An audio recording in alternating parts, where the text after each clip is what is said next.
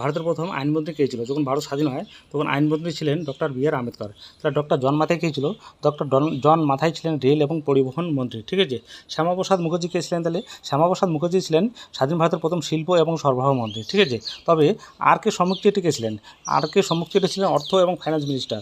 তো অর্থ এবং ফাইন্যান্স মিনিস্টার এ ধরনের জিকে জিএস পেতে যদি চ্যানেলটিকে ভালো লাগে, ঠিক আছে, শেয়ার করবেন, কমেন্ট করবেন, আর যদি ভালো লাগে অবশ্যই সাবস্ক্রাইব করবেন।